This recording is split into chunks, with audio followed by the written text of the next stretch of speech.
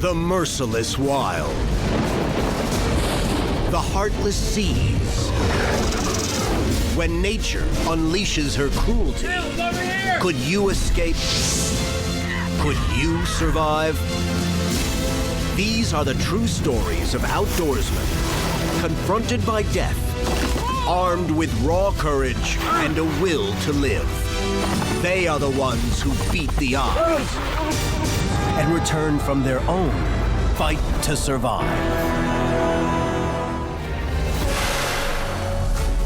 A hunter vanishes in one of the most unforgiving hunting grounds in America. When stuff goes bad, you know, everything happens and it happens quick. And I only had like 30 seconds. A one-day hunt in the Florida Everglades turns into 4 days trapped in a living hell. Really getting eaten alive. He outwits alligators and snakes, only to suffer the deadliest of all challenges. It'd be easier just to give up and die right now. Hunting, fishing, and camping, often on his own, in the rugged hills of upstate New York, from the time he was a boy, have taught Jamie Moshe the crucial lessons of wilderness survival. I grew up in the city, but I just loved the outdoors, so that's what I did mostly, just hunt and fish. But I was always comfortable in the woods. In 2009, Jamie trades the familiar woods and streams of his home state for the semi-tropical southlands of Florida. But with him, he brought his love of the outdoors, which is how he met Matt Pepler while out fishing one day. And we got to talking on the pier and fishing together and really hit it off. And basically, we had a really great friendship ever since that day. I ended up switching from, being a big game hunter to doing whatever kind of hunting I could do, because in Florida, it's just a totally different kind of atmosphere from, upstate New York. Whatever was possible, we went out and tried to catch. On November 16th, 2009, Jamie meets two local hunters who offer to take him on a day of wild boar hunting. They invited me to go, and I'm, so gung-ho about going out hunting. I consider myself a very good hunter, so I figured I'd definitely be able to go and get something. Assumed he was, going to go out, have a great time with these other hunters. I was excited to hear how he did when he got back. Jamie gathers his gear and rides with them to their cabin deep in the Everglades. The plan is to get up with the dawn to hunt. The morning when we woke up, I was putting on my hunting clothes, and they went out to start the truck. What's up, guys? Ready to go hunting? Their truck wouldn't start. So they were gonna work on the truck. I don't know, it just won't start this morning. So I said, well, I'm no mechanic. I'm going hunting. You guys can fix the truck. So they told me where to go. They said, walk down the road, a mile or so, and cut into your left. So that's what I did. At 9 a.m., Jamie Moshe enters an environment like nothing he's ever encountered. The Everglades is a slow-moving river, 60 miles wide and 100 miles long. The dense sawgrass and razor-sharp palmettos provide habitat for wild boar, deer, snapping turtles, panthers, exotic giant pythons, and bull alligators. I had a 12-gauge Mossberg pump, compass. I had all my survival gear on my cell phone. I had everything that I needed. I had some water that day. So for the day, I was good to go. Jamie moves into the glades, putting miles between him and the cabin. It's a silent stalk through deep water and tangled vegetation, his mind on wild game.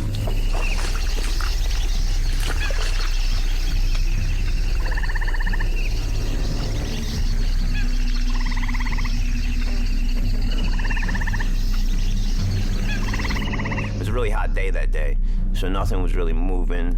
I saw some gators, saw some snakes, but I didn't see any pigs.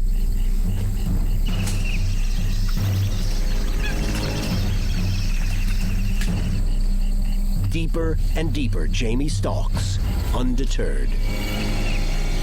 The Everglades is 10 times more harsh of an environment than upstate New York. I thought I could handle it. It wasn't a big deal. nice, being out there, seeing all the different things, being out in a different environment, seeing all the different animals, snakes and the alligators. Tired from dealing with the difficult terrain, Jamie stretches out on a patch of dry ground for a short nap.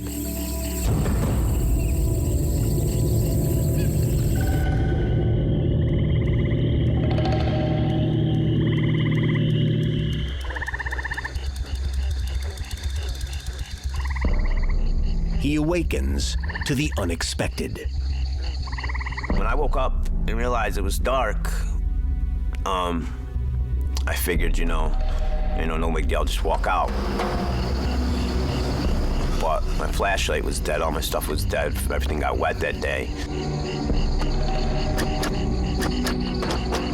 At night, you can't move because you can't see in front of your face, so I was stuck that night.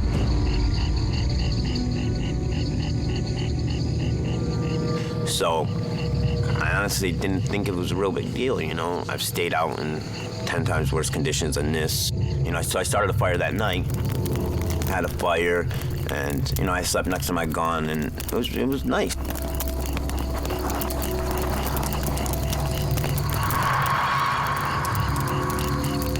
With a broken compass, a waterlogged cell phone, and dead flashlight, Jamie is left with only his shotgun. He settles into his first night, surrounded by darkness and a vast marsh full of predators. But no amount of firepower and no amount of experience gained from years of hunting the placid woods of upstate New York would help him through the life and death ordeal awaiting him.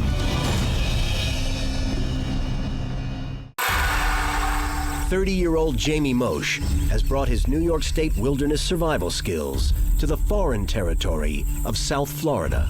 Deep in the Everglades, he is far from the friends he has come hunting with, having endured an exhausting day of slogging through sloughs, ruining his compass, flashlight, and cell phone. Now, darkness has trapped him till morning.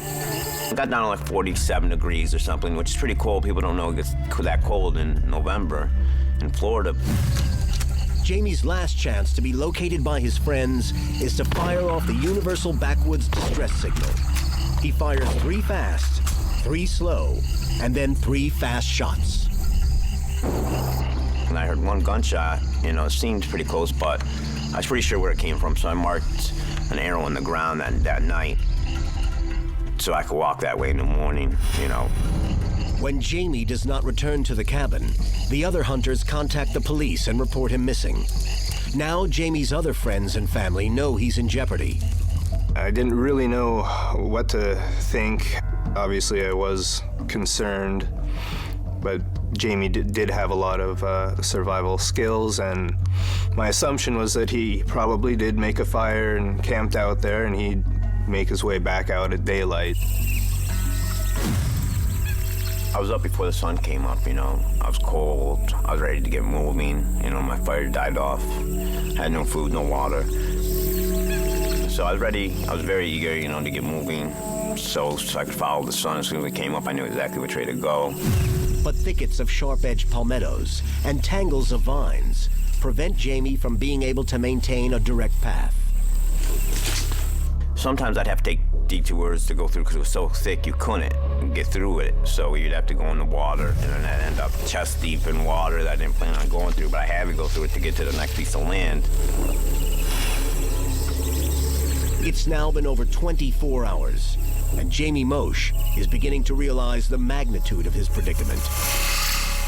In this environment, when you get lost, it's not like New York where you can find a bearing where you have hills or find something that you can pick out and walk towards, so that way you have some point of direction to go towards and you can keep following that direction. So this is flat. There's nothing to keep your bearings to know exactly where to go. With none of the usual landmarks common in his old hunting grounds to go on, Jamie is reduced to aimless wandering. He desperately tries to find some sign to point him back towards the hunting cabin. As the days progressed, I was definitely becoming more concerned. I felt that something must have happened to him Jamie knows he's undergoing a role change. From apex predator hunting the glades, he has now become potential prey, vulnerable to everything from the charge of a wild boar, snakebite, being caught by a python, or the attack of a gator. But most of all, he is at the mercy of the environment. I'm walking through some water that's, probably 3 foot deep. I have my rubber boots on, they go up to my knees, and I'm stuck in mud. The swamp mud is acting like quicksand. And as I'm trying to take a step, my boots are coming off, and I'm just like sinking further and further, but I didn't want to lose my boots. Like an Ice Age animal caught in a tar pit, Jamie fights against the gluey mud. I'm sinking. Frantically, Jamie kicks hard to try and free himself from whatever is holding onto his boots. I'm mud up to my waist, and I'm stuck, but I'm sinking slowly in the mud. The tugging and kicking is churning the mud even more, and Jamie sinks faster. Even if he can escape drowning, he may still be trapped, immobile, for so long that other forces could take his life. I end up to water up to my chin. The deeper Jamie Mosh sinks, the closer he is coming to dying alone and lost in the heart of the Everglades.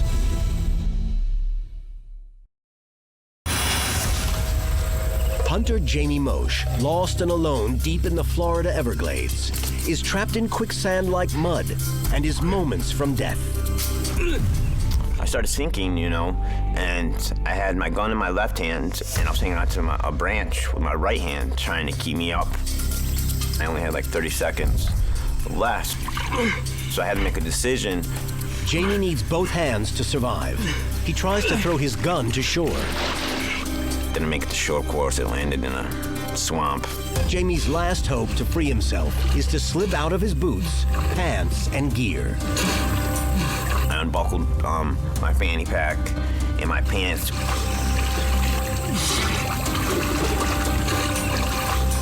So I was able to get out, slip out of the mud, and then there's 3 foot of water on top, which I was able to swim to shore to get out of the quicksand. The desperate plan works. Half naked, caked in mud, and unarmed, Jamie crawls from the deadly bog. Once I was on shore, I took a breath and stuff. I wanted to get some of my gear back or get anything back. Kept going back into the water and just swimming on top of the water, sticking my hands like in the mud, trying to feel for anything. But I couldn't find anything. The gun had sunk, my pants, this fanny pack, like everything was gone. Now I'm real concerned. I'm in a tank top. I have no gear. I don't know where I'm at. I'm in a total environment where you don't want to be without shoes. Well, you don't want to be without a gun. You don't want to be without any of your gear, you know what I mean? And I didn't have anything.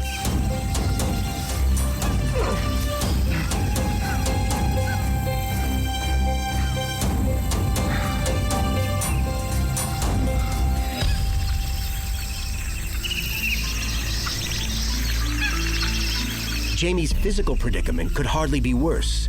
He is now 3 days without food or drinking water. His gun and gear and even his clothes have been lost. All he can see is unbroken thickets of sawgrass and palmetto. Jamie's ordeal is mirrored by the anguish his friends and family are enduring. Not knowing was definitely the hardest part.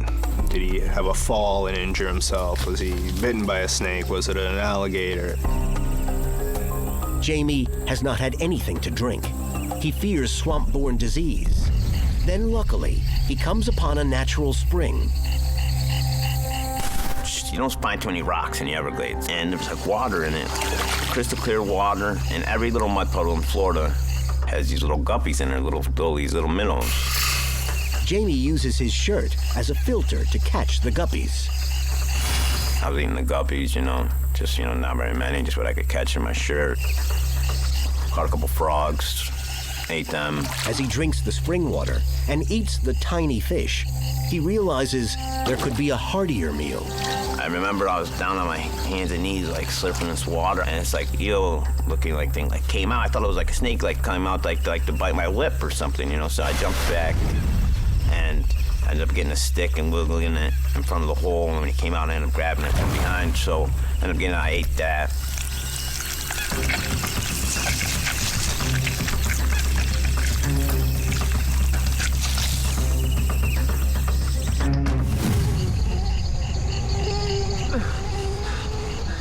It's now 4 days into Jamie Mosh's ordeal.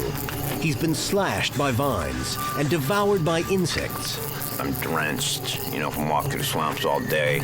I'm caught up. The bugs are horrendous there. I was covered from head to toe. There wasn't one spot on me that didn't have a bug bite. Really getting eaten alive. It was never seen anything like it.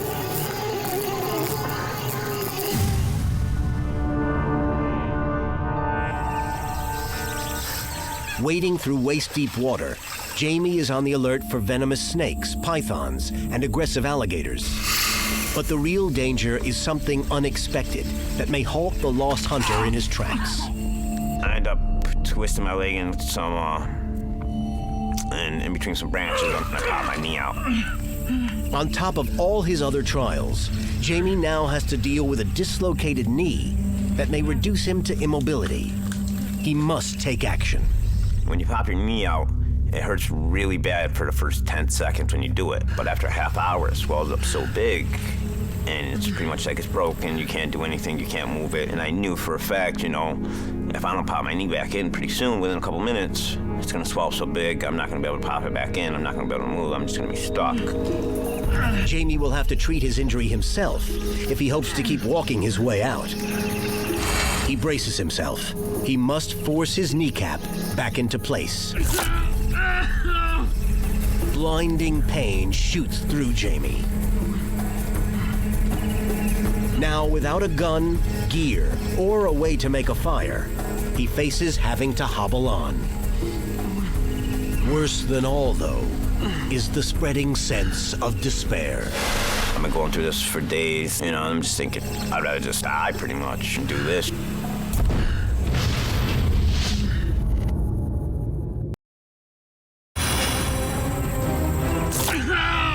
For hunter Jamie Mosh, the Florida Everglades' 4,000 square miles of tangled vegetation have become a death trap, while his family and friends can only hope and pray.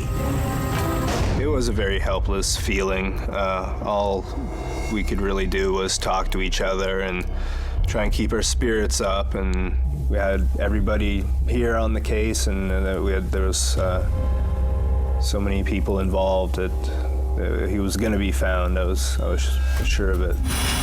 For 4 days, Jamie has been under siege from the environment. He survives insects, no food, a near drowning, and along the way has lost his shotgun, gear, boots, and even his clothes. He's dislocated his knee and can only hobble forward.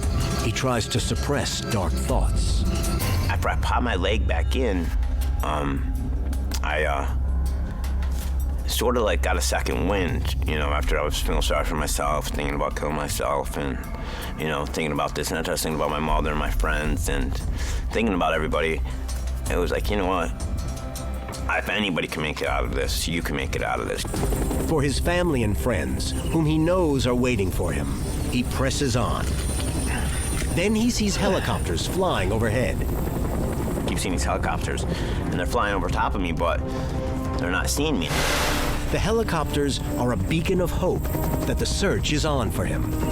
Jamie knows that if he is going to be saved, he must aid in his own rescue.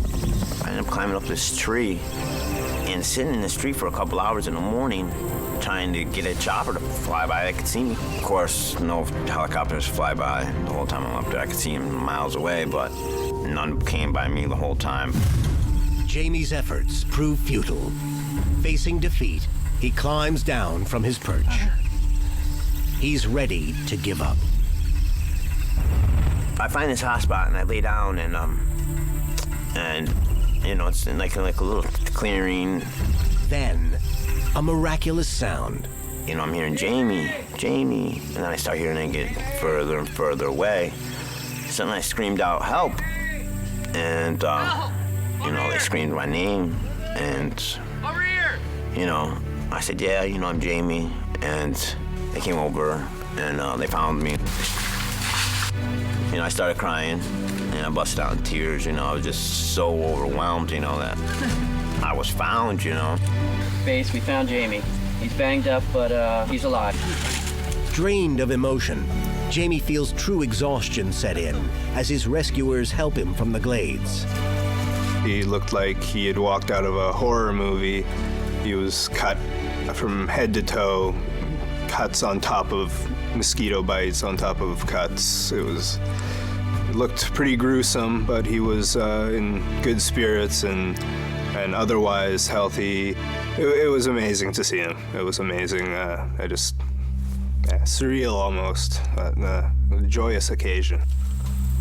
And I was just so happy to see everybody, like my whole family, you know. I felt bad that I put everybody through what I did. They had to go through all this, you know. I know it must have been hell for them just thinking that they lost their friend or they lost their child.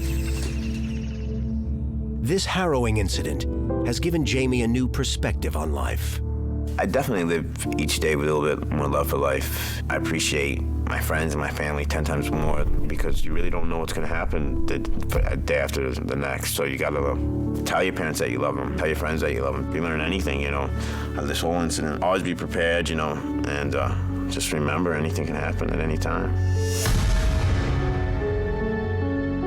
Jamie Moshe continued his life as an avid outdoorsman.